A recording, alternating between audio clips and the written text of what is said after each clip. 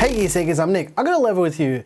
This is not your typical laptop video, and I'm not much of a laptop guy. I understand them. I've always had a fascination with cramming all of this tech into a portable form factor, and I get the use cases, which is for me usually when traveling, but we all know how traveling's been over the last year and a bit, and I'm getting a bit off topic already, but a lot of people use laptops as their primary PC. They use it for space-saving reasons, for portability, but you know, you guys get the idea.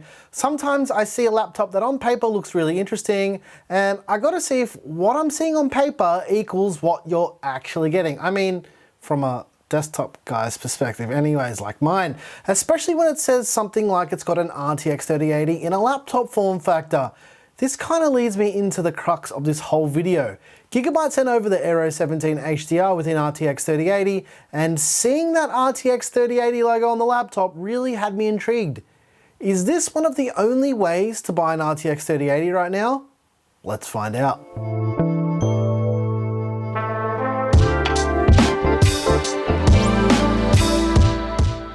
Let me answer the leading question right from the start with no, right? This is a very complex note, and as I mentioned in the intro, I really wanted to see if the Aero 17 HDR with the 3080 could keep up with the desktop GPU, which to be honest, I wasn't expecting a lot out of because, you know, this is a laptop and yeah, it's really about curing my own curiosity. This Gigabyte Aero 17 HDR as configured is quite beefy. It features the 10th gen Intel Core i9-10980HK, 64 gigs of RAM, 2 M.2 slots, which as configured in this machine, it has two 1TB M.2 drives, an RGB keyboard, which is pretty important in 2021, a 99 watt-hour lithium polymer battery, and as far as ports, it's got Ethernet, a UHS 2 card reader, some USB 3.2 Gen 1 ports, and a headphone and microphone jack. And if we turn it around and take a look at the other side, it's got another USB 3.2 Gen 1 port, a Thunderbolt 3 port, a mini DisplayPort 1.4 port, HDMI 2.1, and the power connector. It's also got a 4K IPS display HDR 400 Pantone certified factory calibrated panel that covers 100% of the Adobe RGB color space. The display specs alone for me personally sounds pretty epic, and I'm all about that color accuracy life. Something like this for portable video editing when we can travel again for Taiwan for Computex in the future, on paper, sounds too good to be true. And a Max-Q RTX 3080 with 8 gigs of GDDR6. Yep, it's the Max-Q version, not the Max-P version. But what does that even mean? Instead of me trying to explain the differences between Max-Q and Max-P, I'm gonna hand it over to my mate Jared. Take it away, Jared.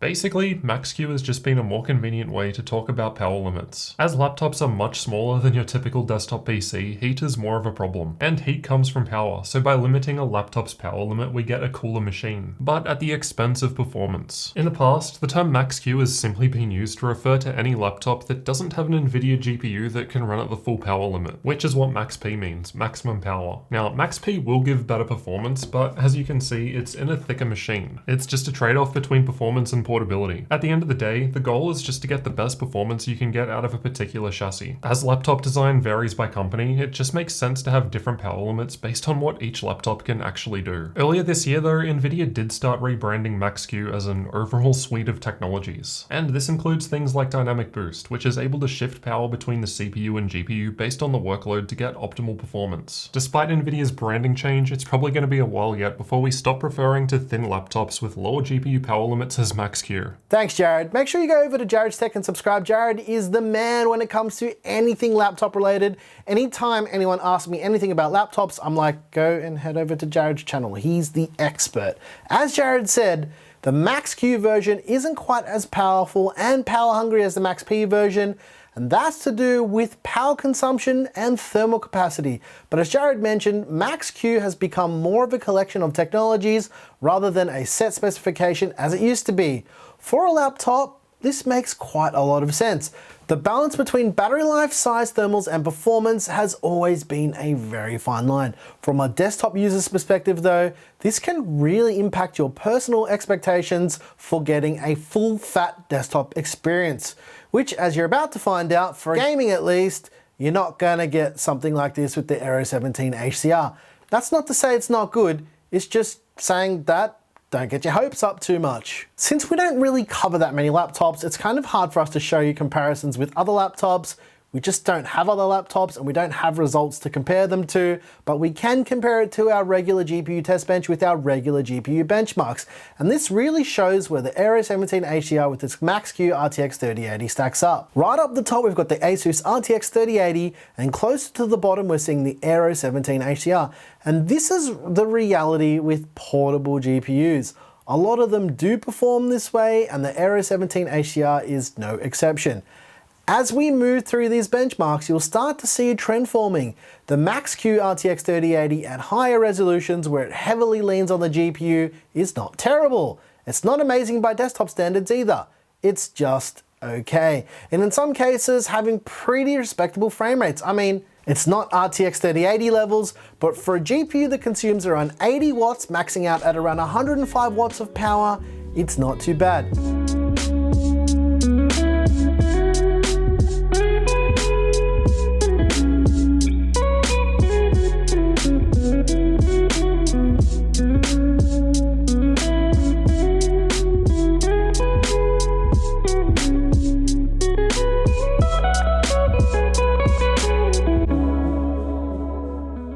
For something a little bit different, let's compare a section of gameplay in Cyberpunk between the GPU test bench with the 3080 and the Aero 17 HDR. We tried this at its native resolution with DLSS in performance mode and a combination of ray trace settings in both test cases, and what you're seeing again is it's not RTX 3080 levels of performance.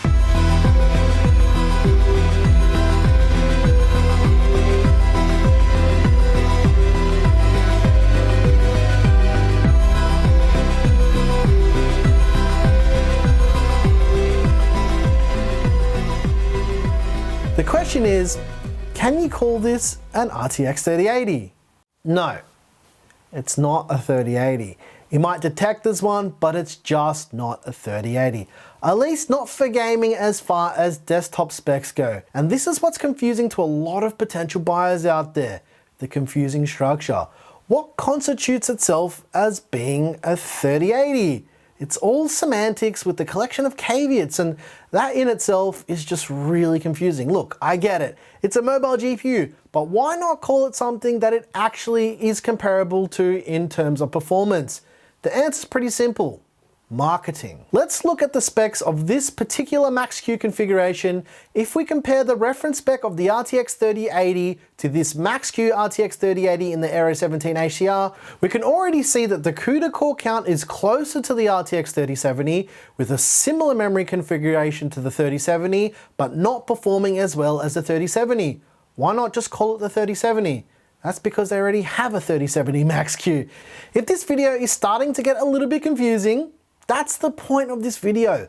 Laptop GPU specs are confusing. That's why we have legends like Jared to help clear up all of that confusion. Okay, let's shift gears and show you where this laptop really excels and what it's really designed to do.